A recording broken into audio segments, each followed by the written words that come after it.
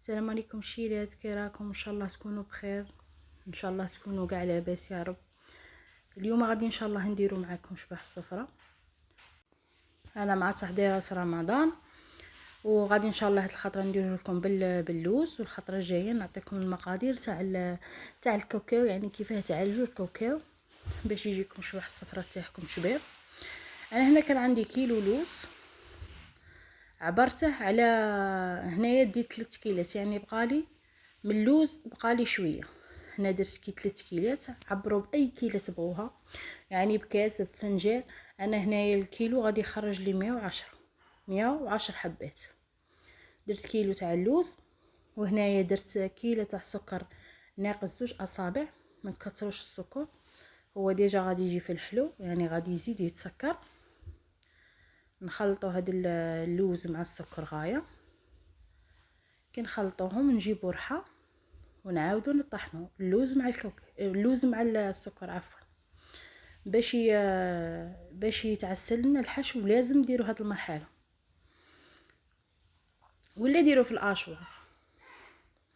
انا هنا غادي كاع هاد الكميه نطحنها، يعني حتى تولي بودغ باش يتجانس السكر مع اللوز.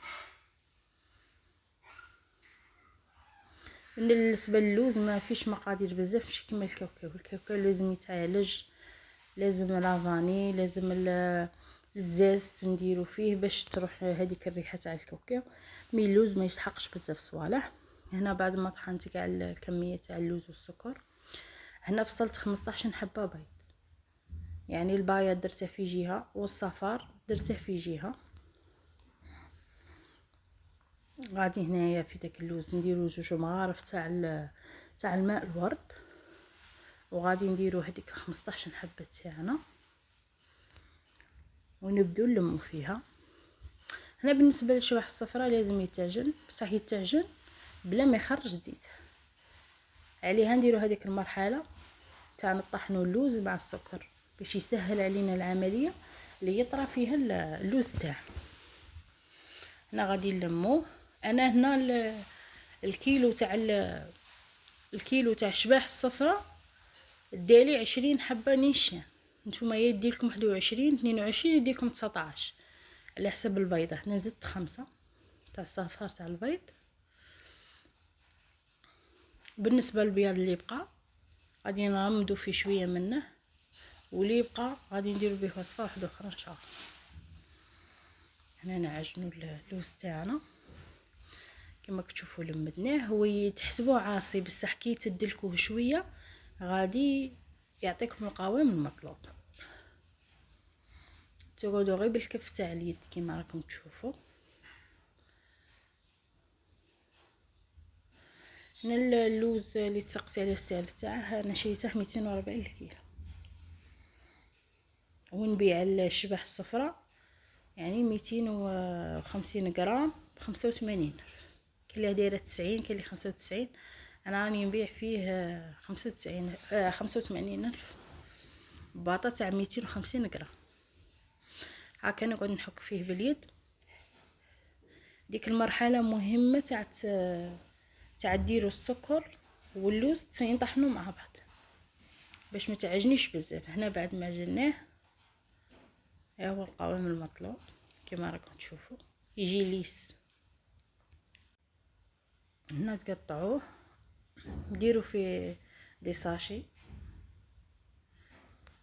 يعني باش شويه يطرى. شوفوا انايا للامانه كي طحنت اللوز مع الكاوكاو وعجنتها غايه ما خليتهاش يريح، يعني يا ربي كي طبحته خليته يريح 21 دقيقه. بصح هي من الاحسن كمبتدئه لازم تبيتيه باش ما تحلكش المقله.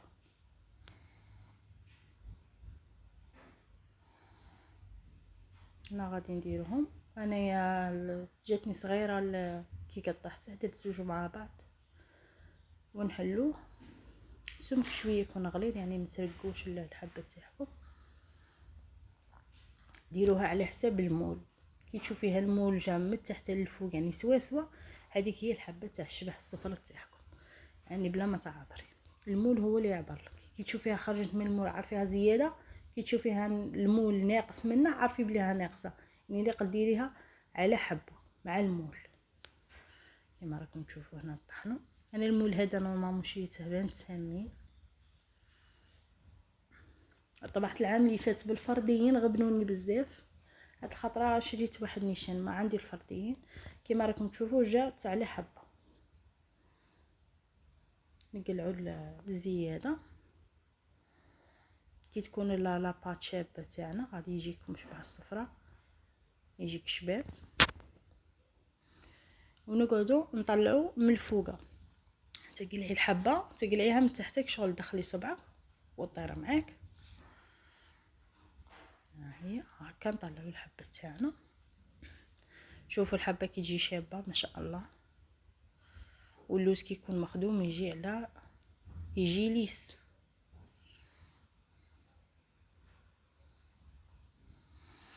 هنايا بعد ما درنا شبه الصفرة تاعنا طبعناه كاع، باقي لي غير كميه صغيره.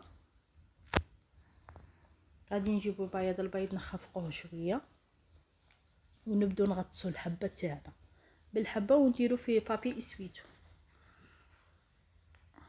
ونشوفوا كي جاو الحبات متقونين ويجوا شابين بزاف. نتبعوا غير الخطوات وغادي تنجح لكم ان شاء الله. هنايا جبت البيض ندير الحبات تاعي نورمال. انا هنا قلت لكم خليته نص ساعه وهي من الاحسن طبعوه غطوه بصاشيه وخلوه يبات، ما عندك عليه تعجلي باش تذوب السكر اللي فيه. وغادي نجيبو ونقعدو نمسحو من الفوق. هنا حطيناه يتقلى. النار الزيت تاعك لازم يكون ديريه على درجه حراره متوسطه، غير تحطي شبح الصفر تاعك نقسيه. انا نقليه غير خطره ما نقليه زوج خطرات، يعني هو الشبح الاصلي ينقليه زوج خطرات، انا نقليه غير خطره. هذا هو شبح الصفرة تاعنا. ان شاء الله نكون فدناكم. نلتقوا في وصفه قادمه ان شاء الله. مع السلامه.